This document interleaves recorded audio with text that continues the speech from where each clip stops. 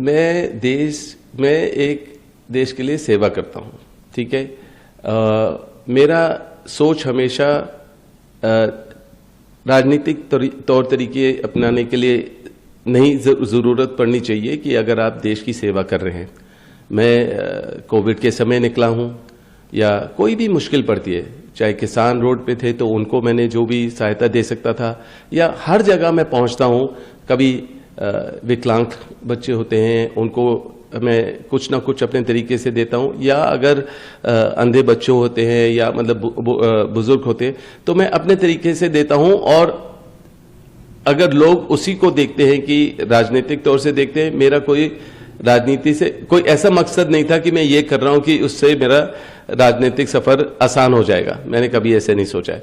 जब आप गांधी परिवार के सदस्य भी हैं तब भी थोड़ा आसान हो जाता है कि हाँ, आप काफी सीखे हो सोनिया जी से और तौर तरीके सीखे हो, हमेशा राजनीति में ही होते हैं प्रियंका और राहुल, तो उनसे भी सीखने को मिलता है। तो मेरा यह है कि इतनी कठिन नहीं है, पर मुझे लगता है कि जब मैं अपने मेहनत से आऊंगा, अपने नाम से आऊंगा, अपने काम से आऊंगा, अपने बलबूते पे खड़े होकर मतलब कि उस क्षेत्र को रिप्रेजेंट करूंगा, उसमें प्रगति लाऊंगा, उसमें जो उनकी जरूरत है उसको कंप्लीट कर पाऊंगा। और ये आसान नहीं है, क्योंकि पिछले 10 सालों में जिस तरीके की सरकार चली है, खाली बांटने की सरकार चली है, धर्म की राजनीति हुई है, और बेरोजगारी इतनी बड़ी ज्यादा तादाद पे है कि और महिला की सुरक्षा हो या महंगाई हो।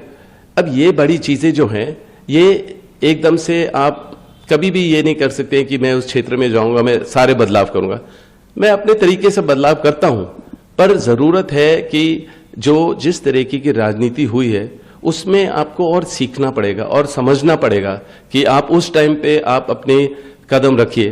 तो मुझे लगता है कि देर नहीं है, होगा जो भी होगा, जैसे भी होगा, आगे मैं जरूर राजनीति में शामिल होऊंगा, क्योंकि अब मैं समाज सेवी हूं और मतलब कि इतने समय से कोई मुझे अपना बिजनेस करने नहीं दे रहा है। आरोप लगते हैं तो उसके जवाब देने पड़ते हैं। कोई ना कोई स्मृति ईरानी जी उठा लेंगी एक पर्चा और दिखाएंगी अडानी जी के साथ ये वो। तो मैं तो हर आदमी से मिलता हूं, क्या चाहे उद्योगपति हो, स्पोर्ट्स में हो, या मतलब कि कोई भी विदेश के आते हैं प्रेसिडेंट, प्राइम मिनिस्टर, सब मिलते हैं। तो हर आदमी के साथ कोई काम वाम थोड़ी ना होता है, या कोई गलत तरीके से थोड़ी ना दिखाया जा सकता है। तो इस तरीके से जब मेरा नाम हमेशा उछलता है, हमेशा गलत तरीके से उछलता है। और ईडी को 15 बारी में मुझे बुलाया गया था ईडी के पास, वो बुलाने की जरूरत नहीं थी। अगर कोई भी कंपनी में कुछ गलत मिलता है तो इनकम टैक्स आए, अपना असेसमेंट करे और जो भी है उसका पेनल्टी देकर आगे बढ़ सकते हैं। पर ईडी को बुलाना है और दिखावा होना चाहिए। इलेक्शन के पहले ही होता है, ईडी को बुलाया, परेशान किया, मीडिया ने उछाला उसको, तो उनको लग रहा है ये समय है करने का। रेड करते हैं 2018 के जब राजस्थान इलेक्शन होते हैं दिसंबर के टाइम, उस टाइम रेड किया जाता है।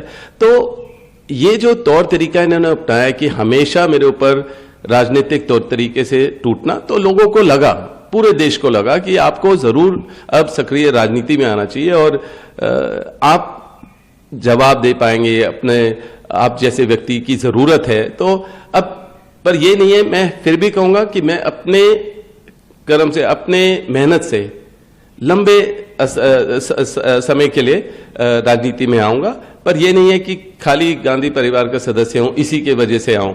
तो मेरा ये सोच है और हो सकता है मैं बहुत खुश हूं, क्योंकि मैंने जो अपनी शुरू भी की थी प्रचार करने का तौर तरीका, वो किशोरी लाल शर्मा के साथ किया, सुल्तानपुर और जगदीशपुर और मतलब ऐसे ऐसे छोटे छोटे इलाके में। तो मैं पूरी उन्होंने मेरे को काफी सिखाया और मैं बहुत खुश था जब वो उम्मीदवार थे और उनको समय मिला, प्रत्याशी वो बने वहां अमेठी के लिए।